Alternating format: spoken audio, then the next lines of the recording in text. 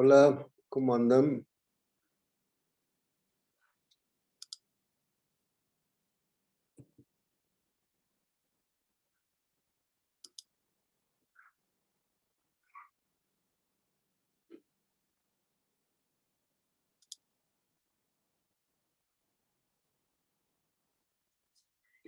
Ujú.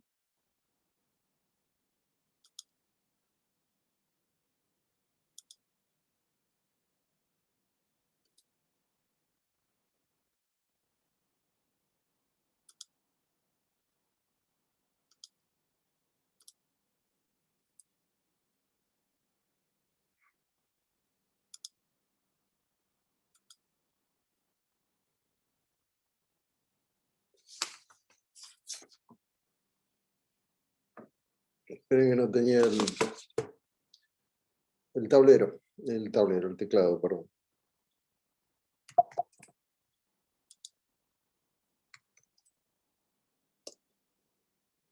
Mm, Empezamos. Bueno, voy a correr un poquitito el chat. ¿Cuántos somos? 24. Bueno, un minuto más y largamos. ¿Les parece? Todos aquellos que puedan conectar su cámara, así les veo la cara, se los voy a agradecer, por supuesto. Así como están Mónica, Sandra, Adriana, Elizabeth, María Sol, etcétera, Alejandro ahora, todos los que puedan conectarse. Es mejor ver caras, Adrián, que ver fotos, Oscar, Mariano. Prefiero poder verles la cara y charlar un poquitito. Bueno, ¿cómo anduvieron la semana? ¿Tuvieron clase el jueves y el viernes pasado con Andrea y con Oscar? ¿Sí? O sea que vieron la clase de elementos en general, en particular, vieron sujeto, objeto, vínculo, causa-fuente, causa-fin, absolutamente todo. Muy bien. ¿Entendieron? ¿Hay algo que no hayan entendido? Mazo, María Sol, habilita tu micrófono, dale, dale. Lo tenés bloqueado el micrófono, estás muteada, María Sol, dale. Sí, no, vimos todos los puntos del punto de F, valga la redundancia. Sí, de elementos. Pero los entendieron, lo que más me preocupa es eso. ¿Sí? ¿Se entendió todo? Sí, estuvo muy bien explicado, sí. Bueno, Sí, más que nada, más allá de estoy que esté leyendo. bien o mal explicado, a veces el mejor profesor, el mejor docente explica bien las cosas y uno tiene un momento de distracción. Y como esto es una materia muy teórica, muy abstracta, hay que llevarla permanentemente a una comparación con algo real, con algo palpable para poder entenderlo, que es lo esencial, más allá de las horas que después dediquen a leer la materia y a absorber todos los conocimientos, los conceptos teóricos que hay en los libros, lo importante es que puedan entenderlo. Bueno, reitero una vez más, para todos los que de los 29 que están conectados, apenas tengo 10 o 12 que tienen las cámaras. Así que yo les pediría que si pueden conectarse, entiendo que algunos puedan desconectarse para mejorar el audio, lo entiendo perfectamente. En la medida en que puedan, les pido por favor, me gustaría verles las caras. Bueno, vamos a empezar, si les parece. Ustedes con lo que vieron hasta acá, lo que están tratando de conocer es qué es una obligación. O sea, cómo la van a distinguir de entre todas las situaciones y relaciones jurídicas patrimoniales que se dan en la realidad. ¿Qué características tiene, qué conceptos, qué condiciones tiene ese instituto que llamamos obligación? Bueno, ya sabemos, tiene un sujeto, tiene un objeto, tiene dos sujetos, mejor dicho, sujeto activo, sujeto pasivo, tiene un objeto, tiene un vínculo jurídico, tiene una causa fuente y la causa fin también como elementos externos, estos últimos de la obligación. Ya los vieron, los analizaron, tienen una idea. Ahora, nomás hay que sentarse a estudiarlos y compararlos. Van a tener sobre esto no sobre esto en especial, sino sobre las 2-3 primeras unidades, un trabajo práctico dentro de poco, probablemente cuando terminemos de dar mora a fin del mes de abril, o a mediados, mejor dicho, perdón, del mes de abril, van a tener un trabajo práctico en el cual les vamos a pedir que apliquen estos conocimientos. O sea, vamos a dar por hecho que ustedes los leyeron, los estudiaron, asistieron a clase, preguntaron cuando tenían que preguntar, los entendieron, los absorbieron y ahora van a poder aplicarlos en un trabajo práctico que vamos a corregir nosotros. Ese trabajo práctico es obligatorio, es una nueva modalidad que hemos comenzado desde que tuvimos que reinventarnos con el tema de la pandemia y consideramos que es muy útil para ver cuál es el progreso de todo esto y para que evitar lo que se llama la postergación indefinida de sentarse a estudiar. Bueno, acá hay que sentarse a estudiar ya porque dentro de poco, 15 días, van a tener un trabajo práctico que va a ser corregido, que va a tener una calificación y esa calificación sirve para el curso. Bueno, van a tener oportunidad de hacerlo. Hoy lo que vamos a ver es, bueno, qué efectos producen esas obligaciones. Si casualmente lo que distingue una obligación es ese vínculo jurídico que lo hace coercible, o sea, lo que ustedes vieron como esencial dentro de lo que es la caracterización de la obligación, es esa facultad de obtener forzadamente el cumplimiento de la obligación. Ese poder obtenerlo por la fuerza es la característica más especial del vínculo jurídico. Bueno, para que ese vínculo se efectivice, es que el legislador le da a las obligaciones una serie de efectos. Los efectos, bueno, le podemos dar el sinónimo que ustedes quieran, pero cuando hablamos de efectos, en realidad ya sabemos que estamos hablando de las consecuencias de la obligación. O si se quiere, de las consecuencias de ese vínculo jurídico coercitivo. Entonces, si nosotros miramos cuáles son las consecuencias de la obligación en el código, van a ver en el artículo 730 del código que dice que las consecuencias de la obligación para el acreedor son darle, decía antes, no me acuerdo cuál es el término que usa ahora, pero es muy parecido, darle los medios legales para que el deudor le procure aquello a que sea obligado.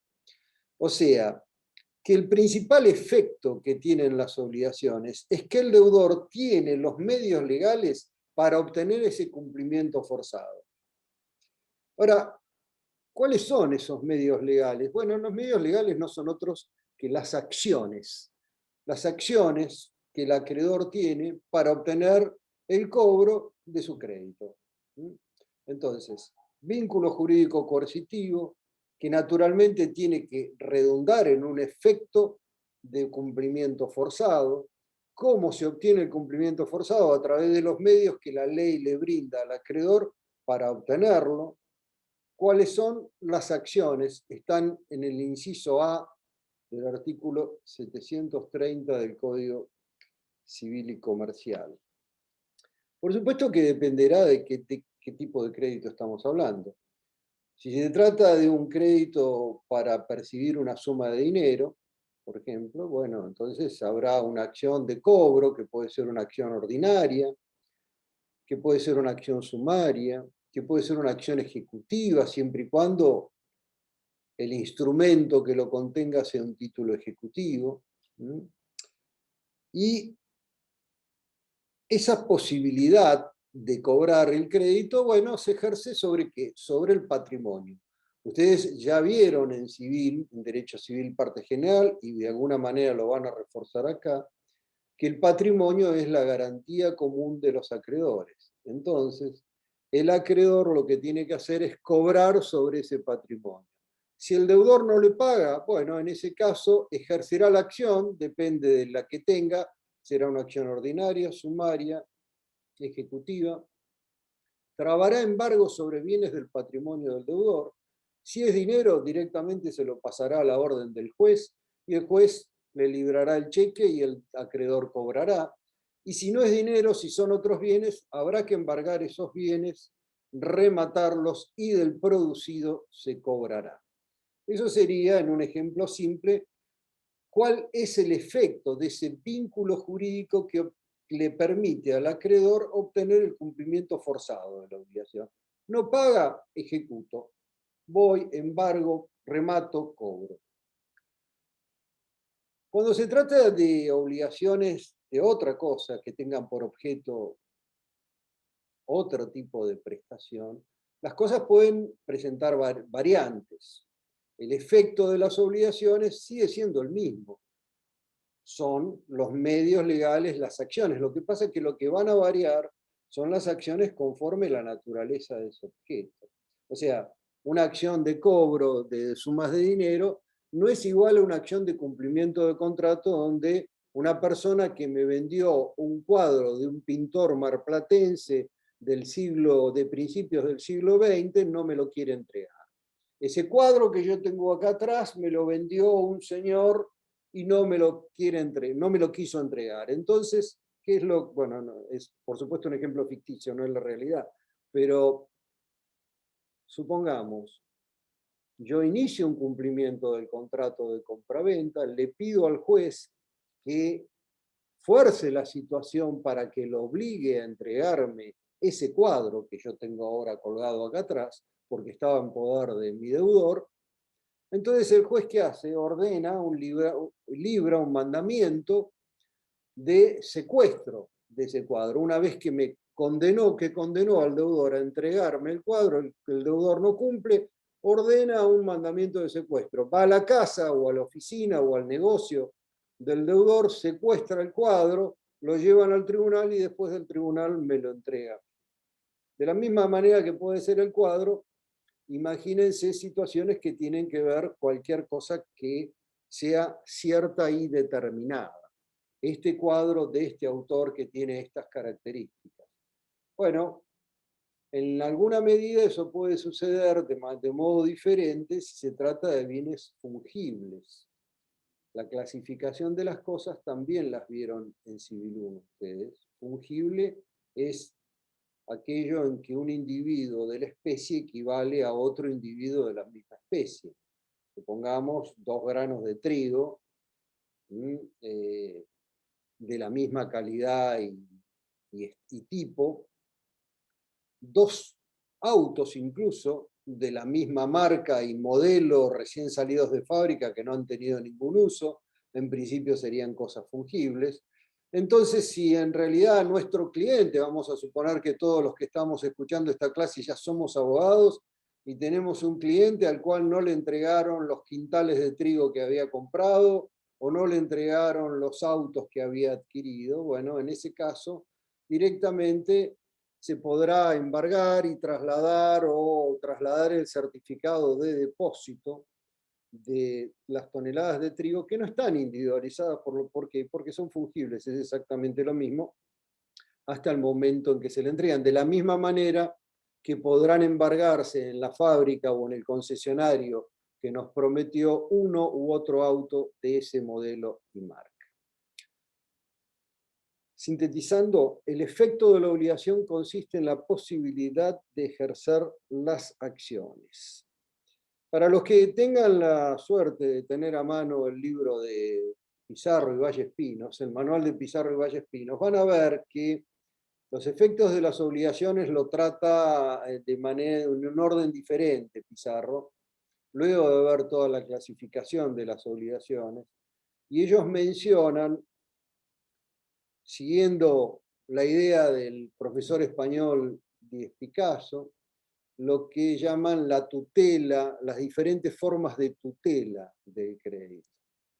Entonces dice que los efectos de las obligaciones para ellos tienen una suerte de tutela satisfactiva, que es el modo en que el deudor satisface su interés. Si casualmente vimos que el objeto de la obligación, la prestación, es aquella conducta debida que satisface el interés del acreedor, bueno, la tutela satisfactiva es obtener la satisfacción de ese interés. ¿Cómo? Y bueno, percibiendo aquello que su deudor le había prometido. Pero La tutela satisfactiva para estos autores no solo significa la posibilidad de percibirlo, sino también la posibilidad de resguardar tanto el crédito como eventualmente el patrimonio donde están los bienes que debe entregar el deudor.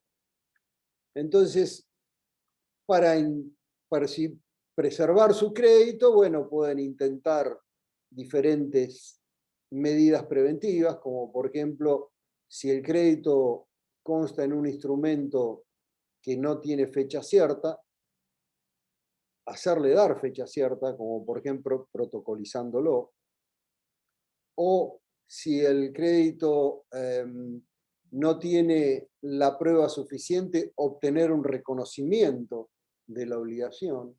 Ya vamos a ver qué es el reconocimiento de la obligación. O, por ejemplo, tomando las medidas necesarias para evitar que se desgrane, que desaparezca, que se pierda y se deteriore el patrimonio del deudor sobre el cual se va a cobrar. Entonces, tenemos las medidas para cobrar, que son la tutela satisfactiva y que yo ya mencioné, acciones ordinarias, sumarias, ejecutivas, etc. Tenemos las medidas preventivas, lo que se llama, lo que diríamos, por ejemplo, lo dice Díez Picasso así, la tutela preventiva del crédito, que consiste en tomar las medidas cautelares necesarias para evitar que el patrimonio del deudor desaparezca o que la cosa desaparezca. ¿Cómo se obtiene? Y bueno, hay diferentes medidas cautelares.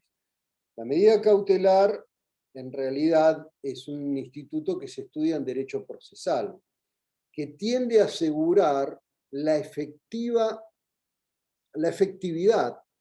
de la sentencia que se dicte.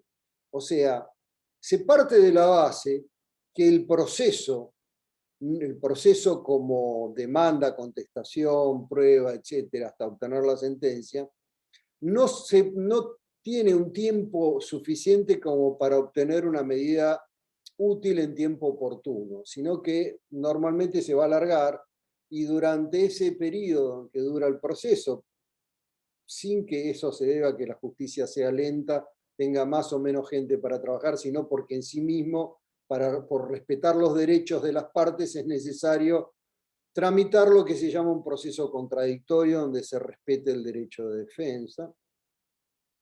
Bueno, ese tiempo que lleva respetando todos los derechos hace que muy probablemente cuando se obtenga la sentencia, las cosas hayan desaparecido del patrimonio del deudor. Entonces es posible antes o paralelo a la promoción de la acción obtener medidas cautelares. ¿Qué son las medidas cautelares? Entonces, son medidas que dicta el juez preventivamente, anticipadamente, en base a una cognición, a un conocimiento provisorio de los elementos que tiene la acción para asegurar el objeto del proceso. ¿Lo asegura para cuándo? Para cuando haya una sentencia firme. No importa el tiempo que tarde, para cuando haya una sentencia firme. No importa el tiempo que tarde, relativamente ya van a ver que pasado un tiempo hay que reescribir las medidas, etc. ¿Y qué tipo de medidas tenemos? En realidad tenemos, esperen que voy buscando algo para mostrarles. Esperen que, vamos a ver si puedo dividir la pantalla un segundito, porque no, lo mío no es la computación precisamente, pero quiero compartir con ustedes alguna cosa, o por ahí lo pueden ver ustedes directamente, ¿no? Las medidas cautelares entonces pueden ser de diferente tipo. Por ejemplo, si yo estoy buscando el cuadro y yo inicio una acción de cobro y tengo que demostrar que este señor me lo vendió y no tengo todos los papeles en regla, sino que tengo que sumar pruebas de testigos, pruebas informativas, como por ejemplo algún oficio en banco por una transferencia que le haya hecho de dinero para pagarle el cuadro, etc. Bueno, en ese caso, lo que voy a tratar es de embargarlo. ¿Para qué? El embargo es una suerte de inmovilización del bien en el patrimonio del deudor. O sea, se determina, se individualiza el bien objeto del proceso y se inmoviliza en el patrimonio del deudor. El deudor no lo puede vender, no puede hacer absolutamente nada con él y tiene que estar a las resultas de lo que pase en el proceso. Eso sería el embargo. Posteriormente, yo puedo, en el caso de este cuadro, puedo obtenerlo. Ahora, también, en otros supuestos, en el caso que yo embargue un bien para obtener de él una suma de dinero, el embargo sirve después para hacerlo efectivo, para rematarlo. Incluso es necesario para que se puedan cobrar aquellos créditos que tienen garantía real. Por ejemplo, un auto prendado o un inmueble hipotecado tienen que embargarse previamente. Decía el embargo, si no se conocen bienes, si tenemos que cobrarle a un deudor que no le desconocemos bienes, no sabemos si tiene o no, si es propietario de un inmueble, si tiene fondos en los bancos, si deja de tenerlos, no tenemos la menor idea. Entonces lo que podemos pedir en ese caso y subsidiariamente es la inhibición general de bienes. La inhibición general de bienes es una suerte de prohibición de disposición de bienes que tiene que ver con los bienes que se pueden vender y para los cuales es necesaria una inscripción en el registro. Entonces, esa inhibición general de bienes se anota en los registros. Por ejemplo, en el registro de la propiedad inmueble y en el registro de la propiedad automotor. Entonces, ese señor que nosotros tenemos demandado no va a poder vender los inmuebles dentro de la provincia de Buenos Aires, por ejemplo, o no va a poder vender los automotores dentro del país porque el registro del automotor es nacional. Eso sería la inhibición.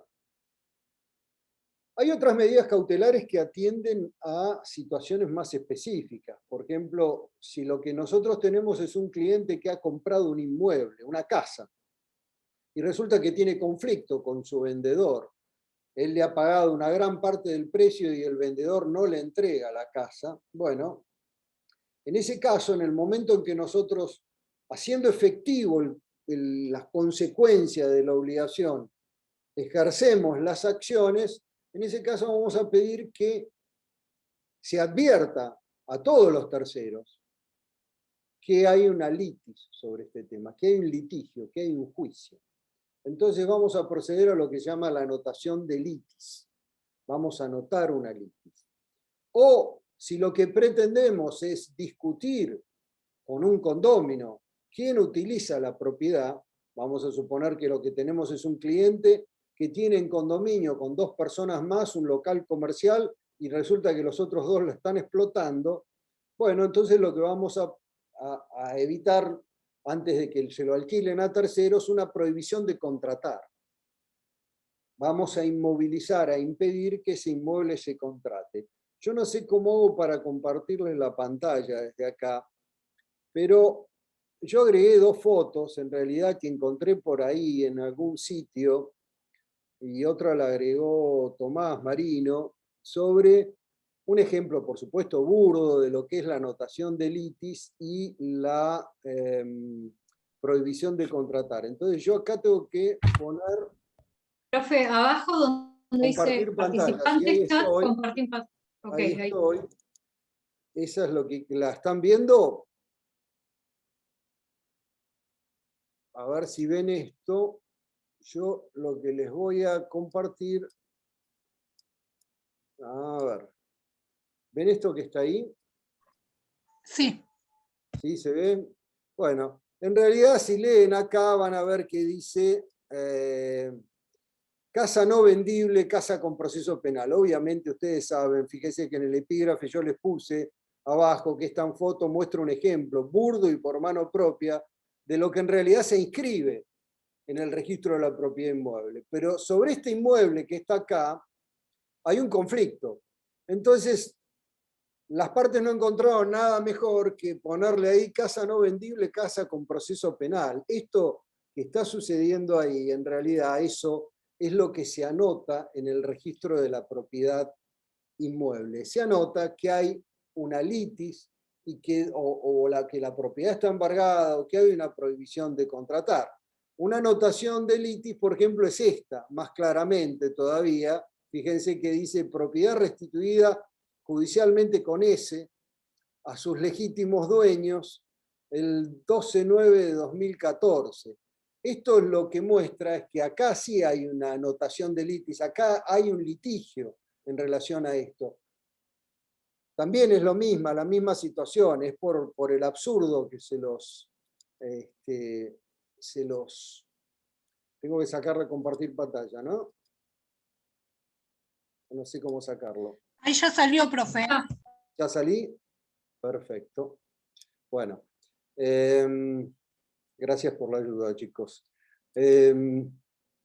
Bueno, esas son las medidas cautelares. O sea, lo que se trata es de ejercer las acciones y tomar las medidas para evitar que el patrimonio del deudor se pierda antes de obtener una providencia útil en sede judicial, antes de obtener una sentencia. Entonces, llevo adelante medidas cautelares, ejerzo las acciones que me correspondan. Ahora, por favor, y esto lo remarco, a los alumnos les suele quedar, cuando hablamos de este tema, de los efectos de las obligaciones y de los medios legales, le queda nada más que esto. Le queda, ejerzo las acciones. ¿Cuáles son las acciones? Las medidas cautelares, y ahí se agotan. No, las medidas cautelares son siempre accesorias de una acción principal. Siempre tiene que haber una acción principal, porque las medidas cautelares acceden a una acción principal. No son una acción por sí mismas, son accesorias de una acción principal. Pero además tenemos verdaderas acciones para preservar el patrimonio del deudor o para integrarlo en caso de que se esté desintegrando.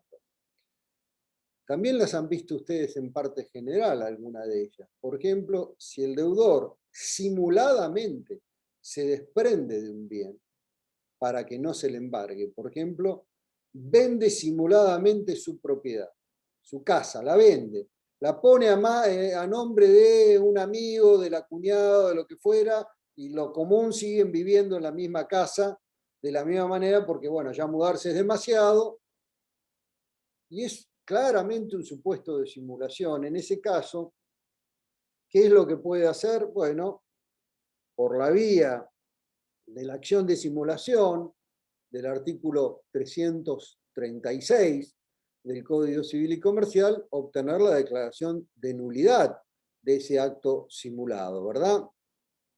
O si además de venderla, al venderla el deudor ha entrado en insolvencia, lo que caracteriza es al fraude, ¿verdad?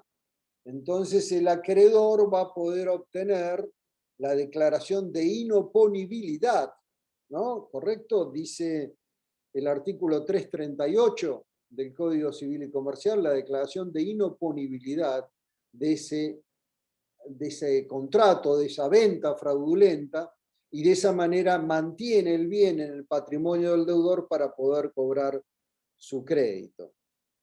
Pero también puede ser que el deudor no tenga bienes, pero que sea remiso en incorporar bienes a su patrimonio. O sea, ¿para qué voy a aceptar la herencia de un tío que me dejó si cuando la acepte inmediatamente van a venir los acreedores y me van a embargar? ¿Para qué voy a resolver este contrato que me resulta perjudicial para mi economía si en el momento en que yo lo resuelva se lo van a llevar todos los acreedores? ¿Para qué voy a hacer esas acciones? Bueno, eso entraría dentro de las posibilidades que tiene el acreedor de subrogarse en los derechos de su deudor y ejercer las acciones correspondientes. Si van al artículo 739, dice: el acreedor de un crédito cierto, exigible o no, puede ejercer judicialmente los derechos patrimoniales de su deudor si éste es remiso en hacerlo y esa omisión afecta el cobro de su acreencia. Acuérdense, esos son los requisitos. Primero, tiene que existir un crédito. Segundo, el deudor es remiso en ejercer sus derechos. Y tercero, esa omisión tiene que afectarlo.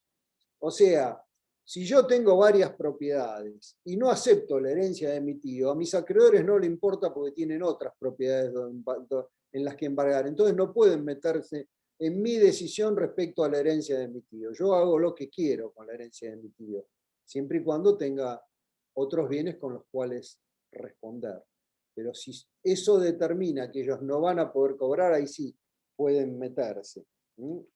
Bueno,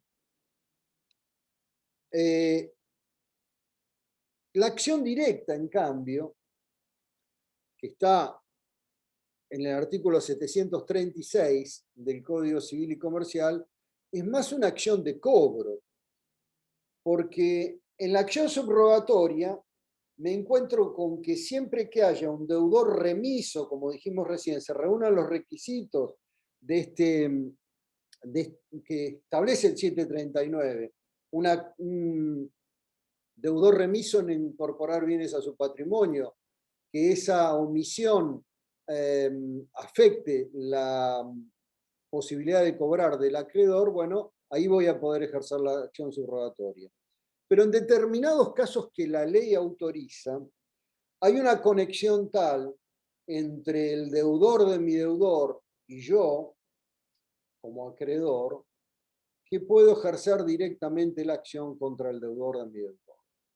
Son supuestos excepcionales. Únicamente se puede ejercer en los casos previstos por la ley, que normalmente son, por ejemplo, si yo soy, o si tenemos un cliente, siempre hablemos como abogados, si tenemos un cliente que alquila un inmueble y el inquilino a su vez se lo alquila a otro, o sea, subalquila, hay un subinquilino.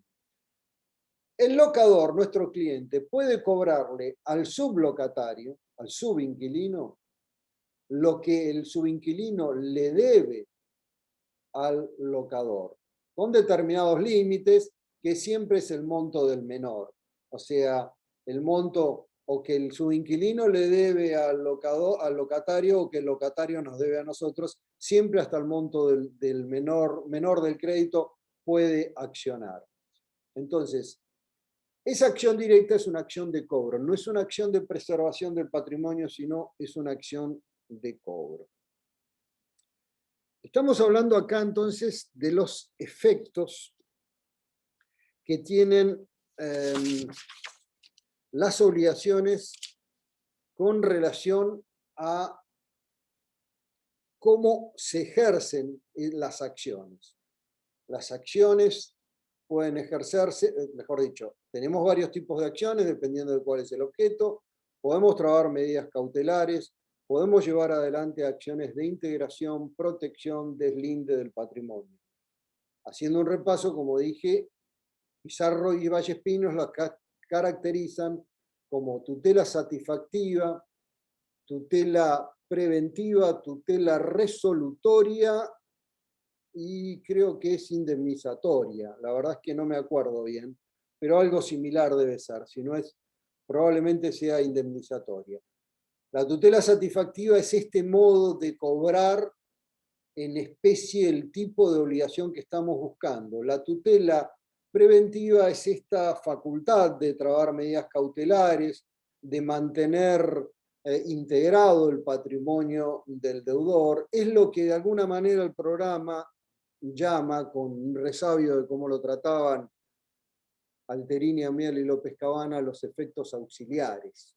Esos son los efectos auxiliares que menciona el programa, la facultad de mantener integrado el patrimonio y trabar medidas cautelares. Y la tutela resolutoria en realidad se da porque entre los efectos de las obligaciones, el incumplimiento de la obligación autoriza al acreedor cumplidor a desligarse del contrato.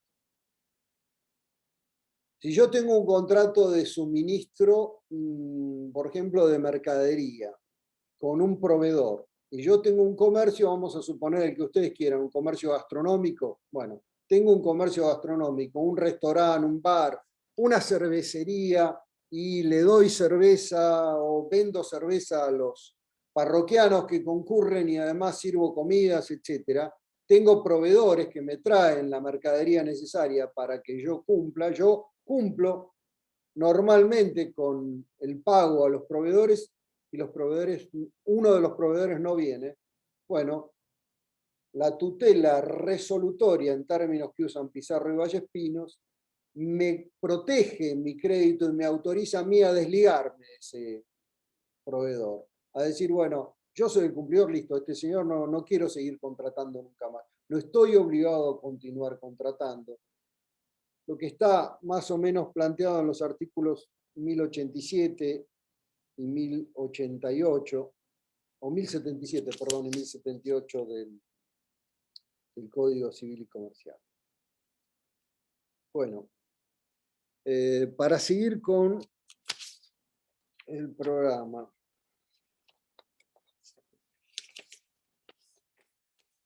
Acá se habla también de los modos de hacer efectiva y se habla de la prisión por deudas.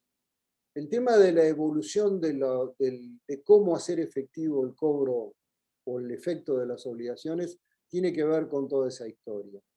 En los orígenes romanos de la institución se hablaba del nexum. El nexum en realidad alude a las cadenas. Nectum significa anudar, de nectere, de atar. ¿Por qué? Porque el acreedor podía hacer efectivo el cobro de su crédito atando con cadenas a su deudor en el mercado, para que alguna de las personas que pasaba por allí pudiera compadecerse y pagar la obligación por él. Esto es lo que cuenta la leyenda sobre los orígenes de este instituto en el derecho romano. Incluso se decía que el acreedor podía hacer vender al deudor como esclavo detrás del Tíber, o sea, lo que era la venta del deudor tras Tiberim. ¿Por qué? Porque un ciudadano romano no podía ser vendido como esclavo en Roma. También dicen que si había varios acreedores, los acreedores podían repartirse su cuerpo en pedazos. Que en realidad la única, no hay, es una leyenda, nunca se comprobó que eso existiera de ese modo. Lo que sí sigue es una progresiva mejora de la situación del deudor, donde ya no se lo encarcelaba, mejor dicho, donde ya no se lo ataba ni se lo vendía como esclavo, sino que progresivamente fue girando de responder con su propia persona, con su físico, a responder con su patrimonio. No obstante, la prisión por deudas se mantuvo hasta ya entrado el siglo XIX en nuestro país. Y recién fue superada, yo les diría, cuando ya estaba vigente el Código Civil. No obstante, hubo algunas situaciones en las cuales se volvió a generar casos de prisión por deuda, como por ejemplo sucedió en 1978 o 79, cuando la entonces Dirección General Impositiva estableció condena de cárcel para los evasores impositivos, para aquellos que no pagaran sus impuestos. Pero había una discusión sobre en realidad qué era lo que se penaba con cárcel, si el hecho de no pagar o si el hecho de evadir. Lo cierto es que en este momento el deudor responde exclusivamente con su patrimonio y no con todo su patrimonio, sino solo con una parte de su patrimonio. Esa parte del patrimonio que está afectada a la garantía común de los acreedores y de los cuales tenemos que sacar todos aquellos bienes excluidos de la prenda común de los acreedores. O sea, lo necesario para todos los bienes que están descritos, creo que es en el artículo 744, si mal no recuerdo, me parece que es el 744. Sí, las ropas y muebles de uso indispensable del deudor, de su cónyuge, conviviente o hijos, los instrumentos necesarios para el ejercicio de la profesión, los sepulcros, siempre y cuando no se trate de una deuda por construcción o adquisición de los sepulcros, los bienes afectados a cualquier religión reconocida por el Estado, etc. Ya van a ver que hay una cantidad de bienes que están excluidos. El deudor, entonces, la evolución es de responder con su persona a responder con parte de su patrimonio y no con todo su patrimonio.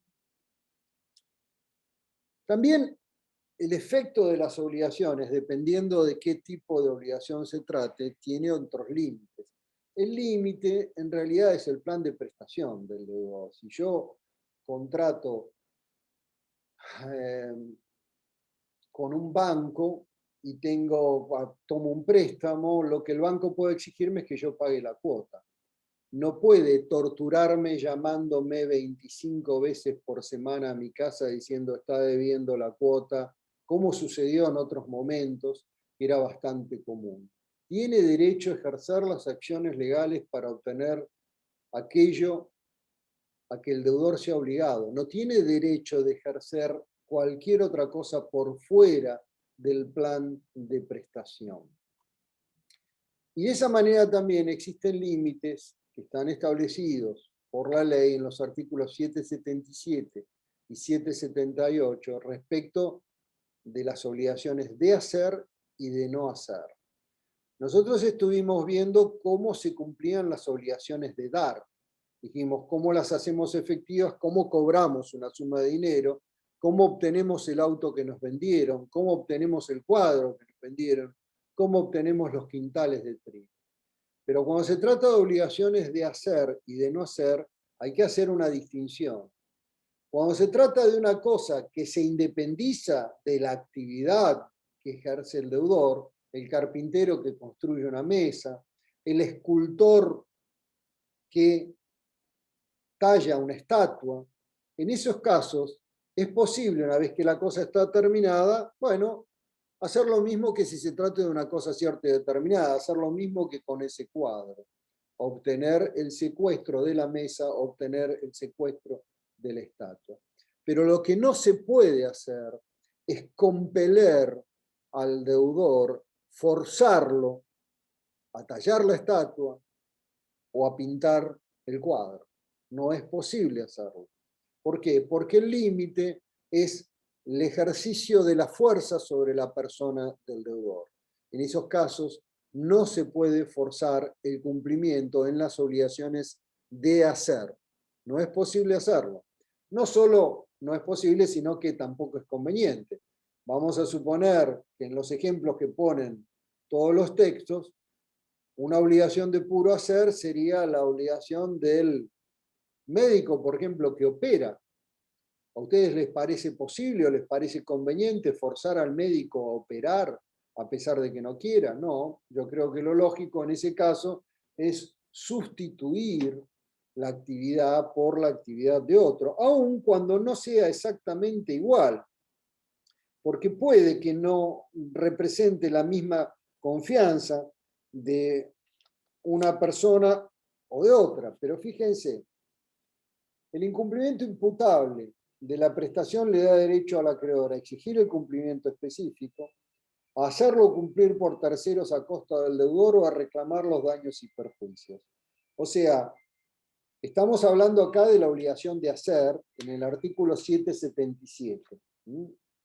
Exigir el cumplimiento específico, bueno, señor médico, usted tiene que, o señor cirujano, usted tiene que operar. Ahora, si él se niega, en ese caso, puede hacerlo cumplir por terceros a costa del deudor. Antes, el artículo 630 del Código de Vélez contenía expresamente la prohibición de ejercer fuerza sobre la persona del deudor. Ahora el Código la ha borrado directamente, no la pone, no, en realidad basta con decir, como ustedes ya han estudiado en Civil 1, que la persona del deudor es inviolable. Entonces, a partir de que la persona, mejor dicho, que la persona es inviolable, no la persona del deudor. La persona y el deudor también es una persona y por lo tanto su persona también es inviolable. Entonces, en ese caso no es posible ejercer violencia sobre la persona del deudor. En las obligaciones de no hacer, fíjense que dice, su incumplimiento imputable permite reclamar la destrucción física de lo hecho y los daños y perjuicios. Obviamente, la destrucción siempre y cuando esto sea posible, porque la obligación de omitir determinada conducta también no necesariamente implica hacer una cosa que se manifieste en algo concreto. Por ejemplo, puede ser no talar un bosque. Entonces, si el deudor incumple la obligación de no talar, es muy difícil deshacer lo hecho una vez que ya ha talado, ¿verdad? Bueno, Acá se habla también de en el programa, yo vengo siguiendo el programa, se habla también de lo que son las sanciones combinatorias o astreintες. Esto es importante tener claro que en realidad el supuesto del artículo 804 del Código Civil y Comercial, que también es del 37 del Código de Procedimientos Civil y Comercial de la provincia de Buenos Aires, yo creo que es probablemente el mismo número del Código Procesal de la Nación, lo que establece es un auxilio para que el juez pueda hacer efectivo su imperio. O sea, los jueces para imponer su resolución tienen lo que se llama el imperium, que es la posibilidad de hacerlas imponer por la fuerza.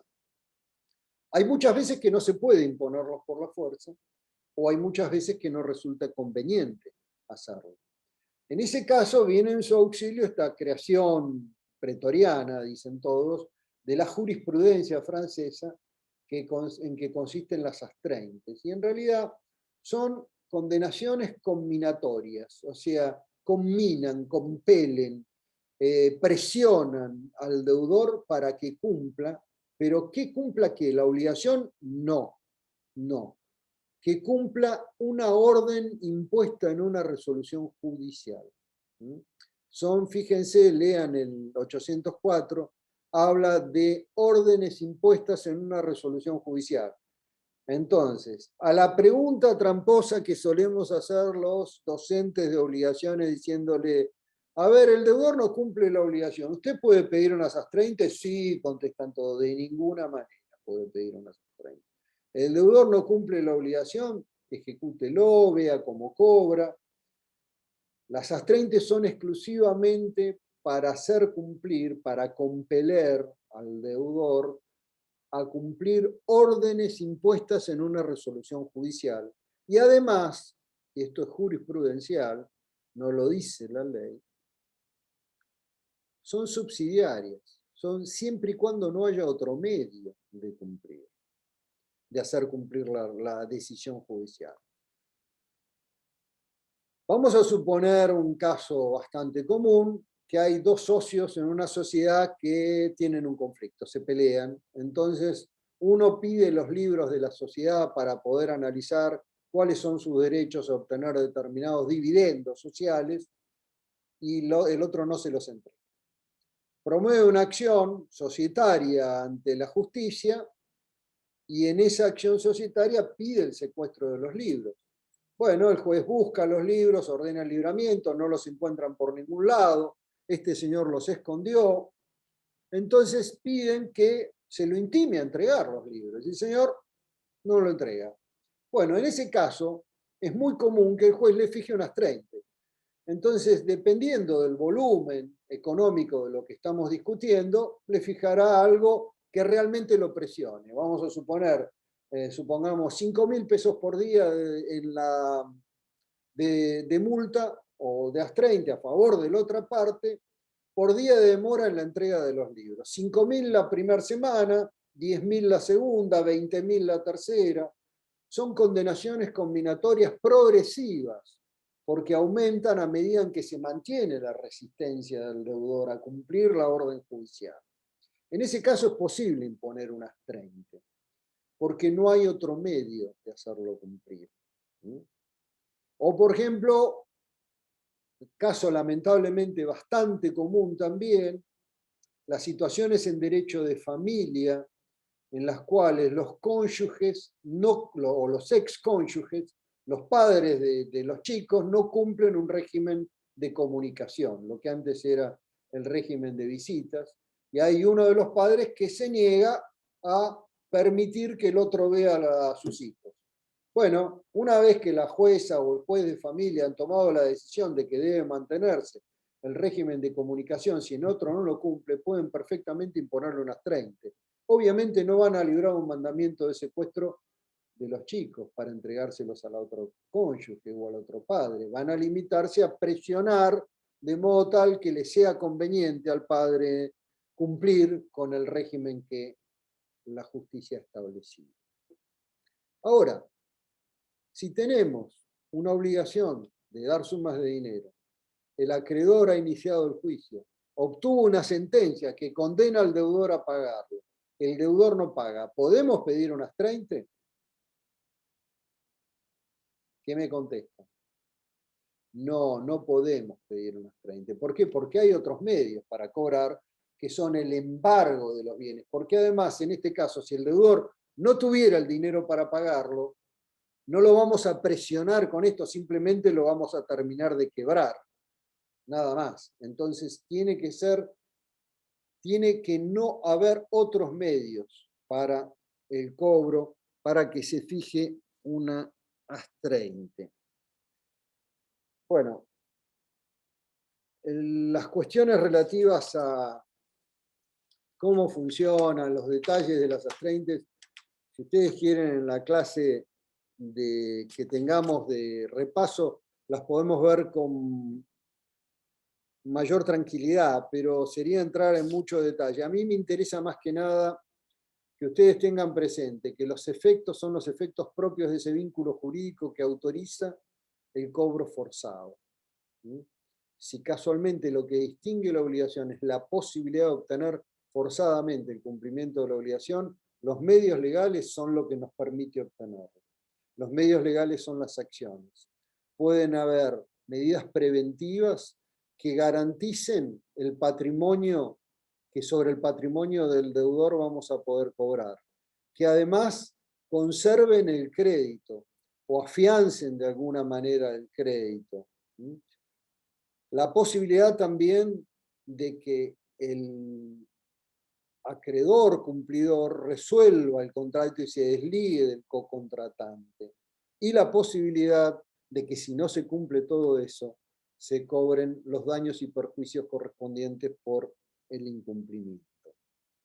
Ahora, ¿cómo se cumple todo esto? Y todo esto se cumple de buena fe. O sea, acá vamos a hablar de cómo. Hasta ahora lo que vimos es efectos de las obligaciones, qué efectos producen. Podríamos verlo con algún detalle más, sí, podríamos verlo con algún detalle más, los 3 incisos del 730. Hay una clasificación incluso que yo les había separado por acá y me olvidé. No sé si alcanzan a ver, este es el libro de Guayar, creo que se los mencioné, Ernesto Clemente Guayar, es del año 1989, es un libro bastante antiguo para ustedes, y sobre todo lo que toma en cuenta es el código de vetos, ¿verdad? A pesar de que ya en ese momento estaba el proyecto de 1987, pero Guayar lo que dice acá es algo muy importante dentro de la clasificación de los efectos que ustedes tienen ahí en el programa. Fíjense que se habla de efectos normales y anormales. Tradicionalmente toda la bibliografía jurídica dice efecto normal es el cumplimiento voluntario de la obligación y efecto normal es cuando se obtiene el cumplimiento en especie por vía forzada. O sea, 2 etapas entrarían dentro del efecto normal para toda la... ¿Podría repetir, por favor? ¿Perdón? ¿Podría repetir eso último? Sí, cómo no. Distinguen en efectos normales y anormales.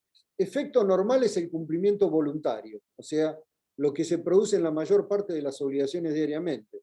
Yo voy al almacén, compro y pago, ¿verdad? Es el cumplimiento voluntario y efectivo de la obligación. Ahora, se dice que también es efecto normal la obtención en especie del cumplimiento. Yo no obtuve ese cuadro por la entrega espontánea que me haya hecho el deudor, sino que tuve que hacer juicio, pero obtuve el cumplimiento en especie mediante la entrega de ese cuadro. Entonces, para la mayor parte de los autores eso implica un efecto normal. ¿Por qué? Porque cobré aquel objeto que me era debido. Me hice del cuadro. Entonces, los efectos anormales serían exclusivamente cuando interviene un tercero para el cumplimiento de la obligación o cuando hay que pagar daños y perjuicios. Guayar dice, no, en realidad esto no está bien, y tiene razón, yo creo que tiene razón. ¿Por qué no está bien? Y porque el único efecto normal es el cumplimiento. El resto, donde hay incumplimiento, aunque sea temporal, ya entramos en características anormales. ¿Por qué características anormales? Y porque hay que pagar los daños y perjuicios derivados de ese incumplimiento. Si yo me veo obligado a promover un juicio para obtener ese cuadro que estaba colgado en la pared de mi deudor y que yo había pagado íntegramente, y tuve que obtener un mandamiento de secuestro, ir con la policía, con el oficial de justicia, allanar el domicilio, descolgar el cuadro, que se lo lleve el oficial de justicia, se lo entregue al juez y que me lo entreguen pasado un tiempo, bueno, ahí hay algo anormal, no es lógico. Y además de todo eso, no solamente el deudor me va a tener que pagar las costas del pleito, todo lo que he gastado para obtener el cumplimiento, sino también los daños y perjuicios que me haya causado. Vamos a suponer que yo ese cuadro lo tenía vendido y a raíz de que él no me lo entregó en tiempo no pude cumplir y tuve que pagar una cláusula penal. O sea, me va a tener que indemnizar. Por lo tanto, no hay otro efecto normal, desde mi humilde opinión, que el que Guayar señala, el cumplimiento espontáneo. Todos los demás son anormales. O sea, si hablamos de que fue necesario ejercer los medios legales para obtener la cosa o obtener el cobro, el efecto es anormal. El único efecto anormal es el cumplimiento espontáneo. Ni hablar si hubo que recurrir a un tercero para el cumplimiento de la obligación. Sobre esta parte de recurrir a un tercero, el código anteriormente requería autorización judicial. Se decía que para poder hacer cumplir por un tercero la obligación era necesaria la autorización judicial. Bueno, el código nuevo lo ha borrado, no existe. En algunos casos excepcionales se hablaba de que no era necesaria la autorización en supuestos de urgencia. En realidad no es necesaria la autorización de ninguna manera. O sea, puede hacerse por cumplir por un tercero, ni bien se tiene configurado el incumplimiento del deudor, obviamente. Si no se tiene configurado el incumplimiento del deudor, no es que pueda hacerse cumplir por un tercero. Me faltaba eso que me había olvidado. Entonces decía, bueno, todos estos efectos, perdón, sobre efectos en general, ¿alguna pregunta, algo que me quieran, algo que me haya olvidado? Profe, yo le quería preguntar si los terceros son alcanzados por los efectos. Acá dice que no. No. Los efectos son en la relación a las partes y sus sucesores a quienes se transmitiesen, y no con relación a los terceros. Ahora, porque eso tiene que ver con lo que es el efecto relativo frente al efecto absoluto.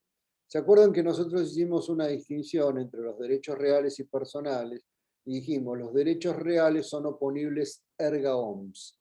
En cambio, los derechos personales son relativos, afectan exclusivamente a las partes y sus sucesores a quienes se transmitiesen. Ahora, ¿quiénes son las partes? Bueno, parte en sentido sustancial es aquel titular del derecho o aquella persona que está revestida del carácter de parte porque ejerce su función por derecho propio. Eso es parte en sentido sustancial. Acreedor o deudor.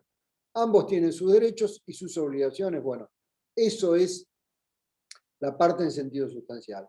Parte en sentido formal y dentro de un litigio también se le extiende a aquellas personas que representan a las partes en sentido sustancial, al acreedor o al deudor. Por ejemplo, los abogados, se hablan de que los abogados son parte, pero eso es parte en sentido formal y dentro del proceso.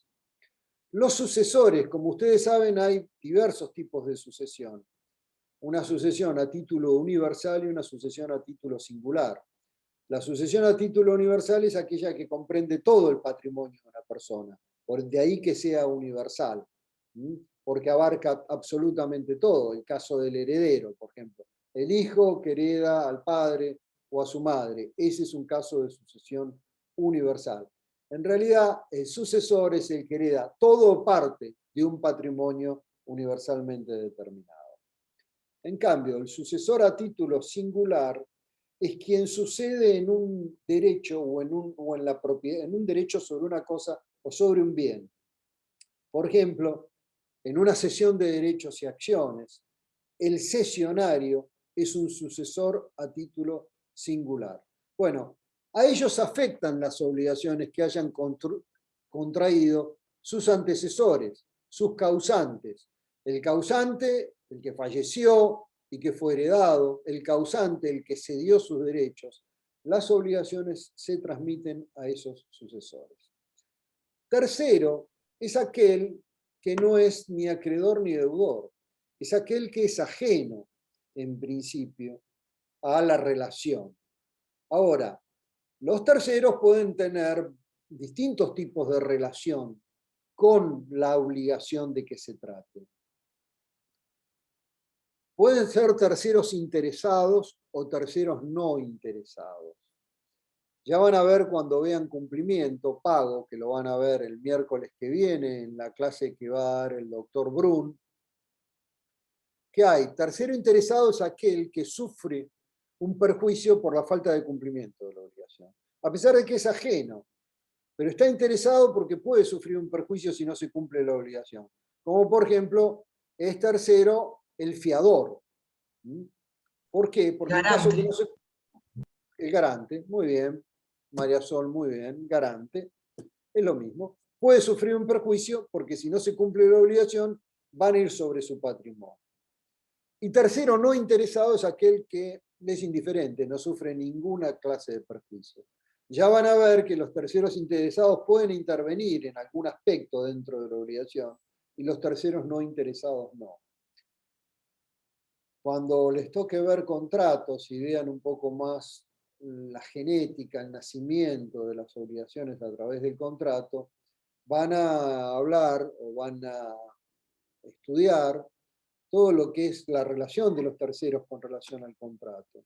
Entonces van a ver que en algunos casos existen estipulaciones a favor de terceros, que el tercero una vez que las aceptó las puede exigir. O hay supuestos en los cuales los terceros tienen derechos adquiridos en relación a la obligación que hubieran celebrado otras personas, que resultan beneficiados por esa situación. Vamos a suponer, qué sé yo, la obligación de llevar un seguro, de tener asegurado el auto contra la responsabilidad civil, por ejemplo, protege fundamentalmente el patrimonio del asegurado, o sea, el patrimonio del dueño del automotor. Pero resulta que esa obligación también, y en los términos del contrato, puede ser exigida por aquel tercero que es víctima de un accidente. O sea, yo con mi auto asegurado atropello a una persona por la calle, esa persona no solo puede cobrarme a mí, puede cobrarle al seguro respecto de lo cual ella es ajena, puede cobrarle a mi seguro. Esas son una suerte de estipulación a favor de un tercero indeterminado. Entonces, las obligaciones en principio afectan a las partes. En supuestos excepcionalísimos pueden afectar a terceros. En principio no afectan a terceros. No sé si más o menos con esto, sí, me había olvidado, perdón Lucas, menos mal que me preguntaste, me había olvidado de hablar de los efectos de las obligaciones con relación a las partes y los terceros. Me falta un poco de buena fe, vamos a hablar aunque sea unos minutos de buena fe, chicos, y ya los dejo.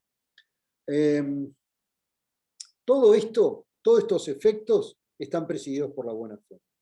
Ahora, sobre la buena fe debemos tener todas las versiones que a ustedes se les ocurran. Pueden encontrar todas las definiciones distintas y según para qué se use la buena fe, podemos hablar de distintos tipos de buena fe. Por ejemplo, una versión diría, la versión buena fe creencia, que la buena fe es la creencia sin duda alguna de estar actuando conforme a derecho. La creencia sin duda alguna de estar actuando conforme a derecho. Se dice que eso es la buena fe en la definición que dio en su libro sobre la buena fe Alsina Atienza hace muchos años. Dalmiro Alsina Atienza.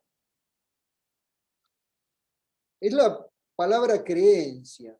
Ojo que la creencia no es una creencia ingenua. No es, pero yo creí de buena fe. No. No es la ingenuidad. No es que se ampare la ingenuidad, sino simplemente la convicción de estar actuando de acuerdo a derecho, la convicción de que lo que uno está haciendo es lo correcto, lo que la ley dispone que se haga en esos casos. Eso es la creencia. La creencia es algo más que una idea que uno puede tener sobre cómo son las cosas. La creencia es una idea tan incorporada que, bueno, no lo digo yo, lo decía Ortega y Gasset, las creencias son ideas que somos. Esas son las creencias. Ideas que tenemos tan integradas que son de alguna manera parte. Bueno, cuando nosotros estamos convencidos de actuar de determinada manera, esa es la convicción y la creencia. Ahora, buena fe también es la palabra probidad. Es el actuar éticamente correcto, el actuar moralmente correcto, es actuar de modo justo. ¿Y a qué nos referimos cuando hablamos de buena fe, probidad? Bueno, el respeto a la palabra empeñada. Eso es otra expresión de la buena fe. ¿Y dónde la observamos ella? Y en el cumplimiento de los contratos. El respeto a la palabra empeñada, o sea, a lo establecido en el contrato, es parte de la buena fe. Eso es la buena fe, probidad. Ahora, también está la buena fe, diligencia. A veces no basta la creencia o la actitud moral y éticamente irreprochable, sino que hay que hacer algo más. No es lo mismo que yo acepte la palabra de cualquier persona que pase por la calle respecto de la venta o el comercio de algún bien, que averigüe un poco, tome las diligencias y las precauciones mínimas para celebrar un contrato o hacer un negocio jurídico. Bueno, esa buena fe, diligencia puede tener desde la realización de las diligencias mínimas exigibles de acuerdo a la capacidad y situación de la persona de la que estamos hablando, y en eso tiene que ver la culpa también, ya lo van a ver cuando lleguen a daños, hasta llegar al extremo de que la ley exija un comportamiento de investigación registral, por ejemplo. Si ustedes buscan el decreto sobre propiedad automotor, que van a tener que estudiar a lo largo de esta materia, van a tener que darle una miradita, el decreto 6582 del año 1958, el artículo 16 dice que la buena fe que requiere la propiedad establecida en los artículos 2, 3 y 4 de ese decreto es la buena fe de la información registral. O sea, para tener buena fe en la compra de un automotor hay que haber obtenido un certificado sobre cuál es el estado del automotor, sobre si tiene prenda, sobre si tiene embargo. No basta decir, y yo compré de buena fe el automotor y resulta que después tenía una prenda, tenía un embargo. No. Hay que obtener la certificación o hay que averiguar en el registro, por ahí no es necesaria la certificación, hay que haber constatado en el registro, mirando el legajo, dejan constancia en la contratapa del legajo que uno lo ha revisado y que ahí no hay anotado ni una prenda, ni un embargo, ni nada por el estilo. Esa diligencia es la diligencia de moverse hasta el registro de la propiedad automotor y constatar que realmente uno está comprando de buena fe. Se tomó todos los recaudos necesarios. También hay buena fe en la adquisición de los bienes. O sea, es muy importante la buena fe para la adquisición de los bienes. Ya van a ver cuando les toque derechos reales, incluso lo van a ver en esta materia cuando vean obligaciones de dar cosas ciertas para transmitir o constituir derechos reales y obligaciones de dar cosas ciertas para restituir a sus dueños. Van a ver, restituir a sus dueños en el Código Viejo. Discúlpenme, son muchos años con el Código de Vélez y me confundo. Para restituir a secas. Ahí van a ver que en la adquisición de frutos y productos de un inmueble es necesaria la buena fe. No es lo mismo quien actúa de buena fe que quien actúa de mala fe. Quien actúa de buena fe hace suyo los frutos, quien actúa de mala fe no lo hace. Y basta mirar los artículos 1902, 1935, 1918 y 1919 del Código Civil y Comercial para tener una idea de cómo influye la buena fe en la adquisición de derechos. Entonces, el principio es, los derechos se ejercen de buena fe, artículo 9, ¿verdad? Los derechos se ejercen de buena fe, artículo 9 del Código Civil y Comercial. en el cumplimiento de la obligación, tanto el deudor como el acreedor deben conducirse de buena fe y actuar de buena fe, de acuerdo al artículo 729 del Código Civil y Comercial. También está la buena fe en la celebración de los contratos. En el cumplimiento, en la celebración, en la ejecución del contrato, es necesario actuar de buena fe, con cuidado y previsión. Es lo que dice el Código en el artículo 961, ¿verdad? Bueno, tenemos entonces, ¿qué es la buena fe? La convicción de estar actuando derecho, el respeto por la palabra empeñada, el actuar de buena fe, tanto en el ejercicio de los derechos como en la celebración de los contratos, como en el cumplimiento de las obligaciones, que además también en la adquisición de los bienes es necesario la buena fe. Pero la buena fe también ha dado lugar a la construcción de fundamentalmente 2 o 3 institutos jurídicos, como son la imprevisión, ustedes ya han visto, ya tienen idea de qué es, y también los actos propios, la teoría de los actos propios. En realidad lo que se dice es que nadie puede obtener una ventaja de ponerse en contradicción con un acto anterior jurídicamente relevante. No puede ser que yo me declare al momento en que pretenden desalojarme de la propiedad que alquilo, declare que yo soy poseedor, y al momento que me inician un juicio donde se discute la posesión, digan, yo soy inquilino. No puedo ir y venir cuando he tomado una conducta jurídicamente relevante. No puedo obtener una ventaja de eso. Eso es la teoría de los actos propios. La teoría de la imprevisión no necesito describírsela. Se dice que cuando por acontecimientos extraordinarios imprevisibles la prestación a cargo de una de las partes se torne excesivamente onerosa, sería contrario a la buena fe que el acreedor exija el cumplimiento como si nada se hubiera modificado. O sea, si acá ha habido una modificación extraordinaria, imprevisible, y nosotros en nuestro país hemos vivido unas cuantas, de las condiciones en las cuales se había contratado, esa modificación hace que necesariamente deban modificarse el cumplimiento del contrato y que sea contrario a la buena fe pretender exigir lo mismo. De ahí que aquel deudor que sufre la imprevisibilidad, en esos casos puede demandar o dejar sin efecto el contrato o una modificación de la prestación a su cargo. Y por ahí también está mencionado como otras de las construcciones la responsabilidad por culpa in contraendo.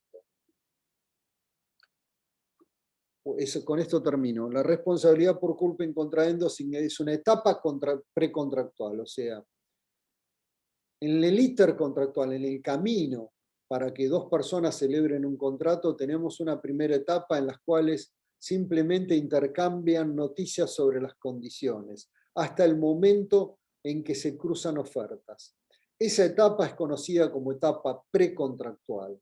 Entre las ofertas y la celebración es lo que se conoce como etapa in contraendo. Después está la etapa contractual propiamente dicha, cuando las partes ya han celebrado el contrato y lo están ejecutando. Y finalmente está la etapa postcontractual, donde lo que se suele hablar es de las garantías.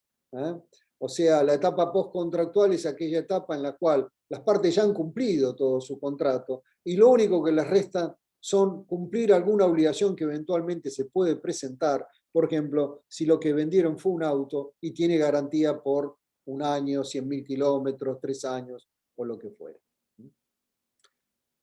En la etapa in contraendo, cuando las partes se han cruzado las ofertas, si una hace los gastos necesarios como para encontrarse en condiciones de contratar y la otra actúa de mala fe impidiendo la formación del contrato, tiene la obligación de indemnizar exclusivamente por la aplicación del principio de buena fe. Entonces, las 3 construcciones que se suelen mencionar como derivadas directamente del principio de buena fe son la teoría de los actos propios, la teoría de la imprevisión y la culpa in contraendo. Reitero los conceptos: buena fe creencia, buena fe probidad, buena fe diligencia, diligencia mínima, diligencia registral, buena fe en la adquisición de bienes. Bueno, más o menos con esto les di un panorama. Un poco desordenado, les pido disculpas porque realmente no tenía una guía muy clara, me había hecho un apunte, pero bueno, ya los podremos mejorar. Si necesitan algo, si los puedo ayudar con alguna pregunta, con todo gusto. Sí, podríamos volver a repasar la doctrina de los actos propios y la teoría de la imprevisión, así como rápidamente. Como no, con todo gusto. ¿Alguna otra pregunta? ¿No? Bueno. Sí, yo. Vos, Lucas, dale. Las obligaciones de hacer, primero tenemos la ejecución forzosa y luego las sanciones combinatorias, ¿o entendí mal? No. Las sanciones combinatorias, yo lo que dije las sanciones combinatorias son para, perdón, primero María Sol voy a responder la de Lucas, que es más corta. Las sanciones combinatorias o astreinthes son exclusivamente para el incumplimiento de deberes impuestos en una resolución judicial, Lucas. No son para obligaciones de hacer genéricamente hablando. Mirá, No, quería decir si el muchacho de la obligación de hacer no lo hacía. Primero lo ejecutás y luego el 804. No. Bueno. No. A ver. Las obligaciones son de dar, hacer o no hacer. En una resolución judicial pueden imponerse obligaciones de hacer. Puede ser perfectamente entregar, por ejemplo, los libros de la sociedad que mencioné. Pero lo que se trata fundamentalmente no es de una obligación de hacer, sino de deberes impuestos en una resolución judicial. Lucas, ¿tenés el Código Civil y Comercial a mano? Sí. Agárralo. Agarrá el artículo. Ya lo estoy leyendo. Bueno, fíjate que dice: los jueces pueden imponer en beneficio del titular de derecho condenaciones combinatorias de carácter pecuniario a quienes no cumplen deberes jurídicos impuestos en una resolución judicial. Ahí no dice para el cumplimiento de obligaciones de hacer, ahí dice deberes impuestos en una resolución judicial. Son supuestos específicos, exclusivamente, y se utilizan en aquellos casos en que no haya otro medio para vencer la resistencia del deudor. Entonces, no son para las obligaciones de hacer genéricamente hablando, son para deberes impuestos en la resolución judicial, que pueden consistir en un hacer, pero son para deberes impuestos en la resolución judicial. Ahora, ¿cómo se ejecutan las obligaciones de hacer, Lucas? Vamos al 77.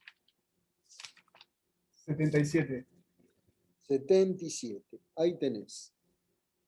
¿Qué es posible? Vamos a suponer que vos sos el deudor de una obligación de hacer.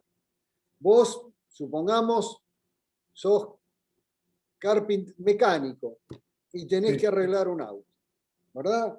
Entonces, primero te puedo exigir el cumplimiento específico. No hagas como los que salieron en el diario hoy. ¿Leyeron el diario de hoy? No. Que hay 2 personas presas porque un mecánico no les arreglaba el auto, entonces, en vez de intimarlo al cumplimiento, lo que hicieron fueron con una escopeta y un fierro y le pegaron con un fierro, y bueno, están los 2 presos. Salió en La Capital hace un rato. Bueno, intimarlo al cumplimiento, hacerlo cumplir por tercero a costa del deudor, o sea, vos como mecánico no me arreglaste el auto, me llevo el auto de tu taller y se lo llevo a otro mecánico. Reclamar los daños y perjuicios.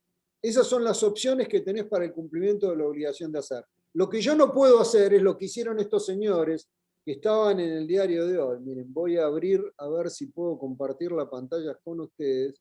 Voy a abrir La Capital para mostrárselos.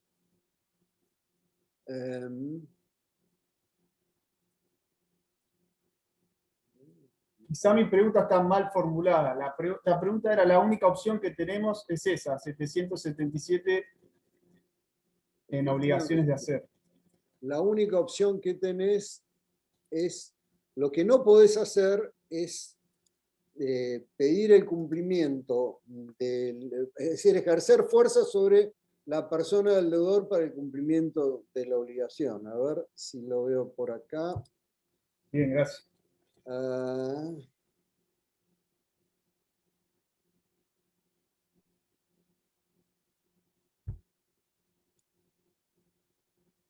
¿Están viendo la noticia? ¿Lo ven? No, yo veo a los, no se ve. veo a los No se ve. compañeros. Ay, a ver si les comparto ahí. ¿Lo ven? Sí, sí, ahora sí. Sí, sí, ahí se ve. Bueno, esto es lo que no se puede hacer. Ejercer fuerza sobre la persona del deudor para el cumplimiento. Bueno, esto obviamente es un delito. Estamos hablando de otra cosa, ¿no? No estamos hablando de una cuestión jurídica, pero ahí tienen. Esto es lo que no se puede hacer, obligar a una persona por la fuerza al cumplimiento de la obligación. No sé si con eso, más o menos, Lucas, te queda claro. Bueno, Sí, gracias. pasamos a la pregunta de María Sol. María Sol, teoría de la imprevisión. Yo no me acuerdo ahora en qué artículo está la teoría de la imprevisión, pero básicamente es, cuando se trata de contratos bilaterales, conmutativos, o sea, en los cuales se sabe qué es lo que tenés que entregar recíprocamente las partes. Los contratos, perdón, se clasifican en conmutativos y aleatorios. Los contratos aleatorios, una de las partes sabe cuánto tiene que pagar y la otra no sabe si va a tener que cumplir con algo o no cumplir con nada.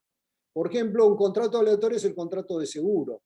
Yo voy a tener que pagarle la prima a mi aseguradora durante todos los meses, pero la aseguradora por ahí no me tiene que pagar nada durante el año que dura el contrato, porque no hubo ningún siniestro. Si hay un siniestro, me tienen que pagar, pero si no hay un siniestro, no me tienen que pagar. Eso es un contrato aleatorio. En el contrato conmutativo no pasa eso, sino que las partes sabemos perfectamente qué tenemos que cumplir cada uno. Un contrato conmutativo, por ejemplo, es el contrato de compraventa, es el contrato de locación, donde yo sé cuánto tengo que pagar de alquiler y que la otra persona sabe que tiene que permitirme usar y gozar de la propiedad. Esos son contratos conmutativos. En esos contratos, cuando se produce un hecho extraordinario o imprevisible que modifica las circunstancias en las cuales se contrató, puede ser que la prestación a cargo de una de las partes se torne excesivamente onerosa. ¿Cómo? Bueno, supongamos que yo durante la etapa de la ley de convertibilidad en que el dólar costaba $1, contraté en dólares. Celebré contratos en dólares. Y el día que se cayó la ley de convertibilidad, diciembre del año 2001, el día que se produjo aquel problema y se cayó la ley de convertibilidad, el dólar pasó a valer entre 4 y 5 pesos. O sea, que el precio del contrato subió entre 4 y 5 veces por un hecho extraordinario e imprevisible, o por lo menos imprevisible para la mayor parte de la gente, previsible para algunos economistas avesados que venían denunciando la fragilidad del plan de convertibilidad, pero no para el común de la gente, a tal punto que como iban a llenarse los tribunales de demandas de imprevisión, porque aquellos que debían dólares no iban a poder pagar, el Estado dictó una ley general, la 25.561, morigerando y determinando cuál era la forma en que debía cumplirse. Esa es una situación extraordinaria e imprevisible que tornó excesivamente onerosa la prestación a cargo de una de las partes. ¿Hasta ahí me seguís, María Sol? Bueno, entonces, la imprevisión, la teoría de la imprevisión lo que está diciendo es que el contratante, al que su prestación no se le modificó nada, no actúa de buena fe si pretende que le cumplan igual pese a que la situación se modificó. ¿Por qué? Porque dice que todos debemos cumplir la palabra empeñada.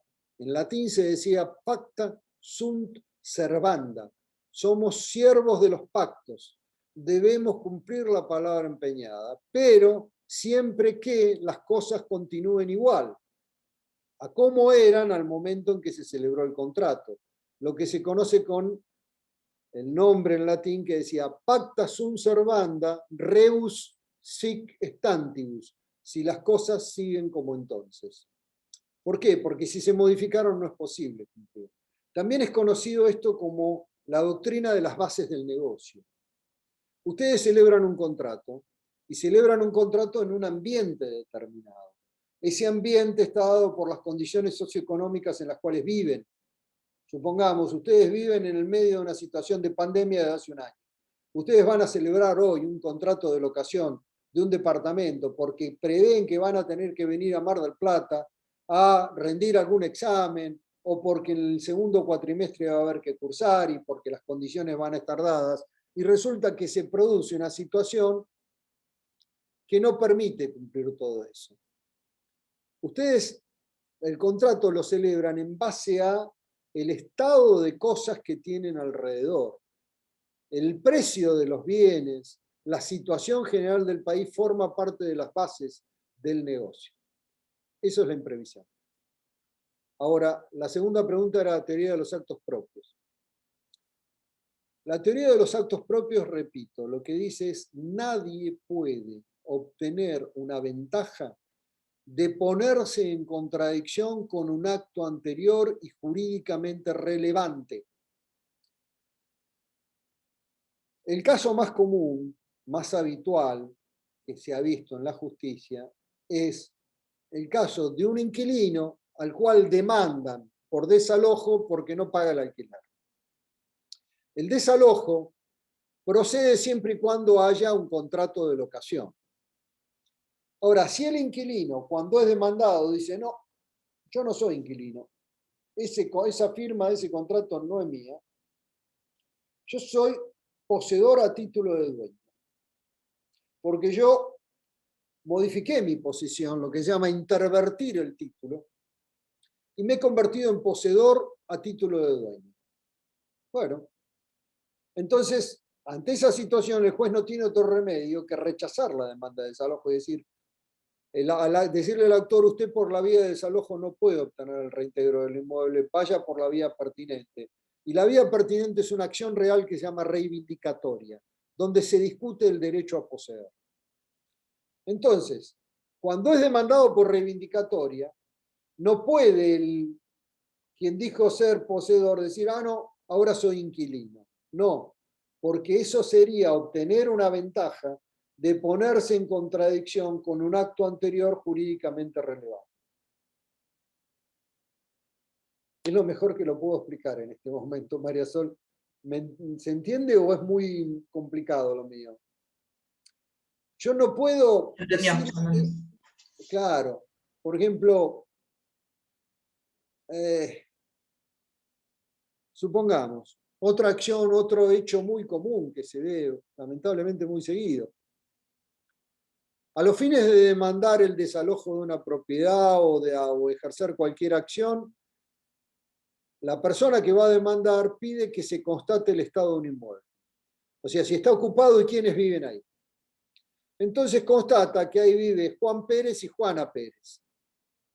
Y los dos atienden al oficial de justicia, dejan constancia en el acta que viven ahí. En el momento que se los demanda por desalojo, dicen, ah, yo no vivo acá. No, pero usted dijo acá que, no, pero yo no vivo acá, no me puedo demandar. Eso es ponerse en contradicción con un acto anterior jurídicamente relevante. ¿Se entiende? Todo lo que implique tratar de obtener una ventaja. Ponerse en contradicción o no, incurre en contradicciones todos los días. Y las personas también incurren en contradicciones y dentro del proceso se incurren en contradicciones. Lo que no puede hacer es obtener una ventaja por eso. O sea, es perfectamente posible decir, yo no soy inquilino y después reconocerlo y allanarse a la demanda. Lo que no se puede hacer, repito, es obtener una ventaja. Eso es la contradicción, la teoría de los actos propios, que tiene aspectos sustanciales y procesales, ya lo van a ver en derecho procesal. Chicos, me parece que ya les compliqué bastante la tarde, ¿verdad? El jueves tienen clase, no sé si con Oscar o con Andrea, el viernes creo con Andrea. Me parece el jueves con Oscar y el viernes con Andrea. Y en la semana que viene tienen además del martes que tienen conmigo, tienen el miércoles con Carlos, quien les aclaro. La clase plenaria, Carlos Brun la va a dar en el horario de su comisión, que creo que es a las 15, 15:30. Pero va a estar grabada y subida al campus, o sea que ustedes la pueden ver en su horario a las 18:30. Las preguntas que tengan para hacer, las hacen en la próxima clase que tengan con nosotros. O sea, si después de escuchar la clase de Carlos sobre pago, les surgen algunas dudas porque están estudiando y les tienen algunas situaciones confusas, bueno, nos pueden preguntar a nosotros.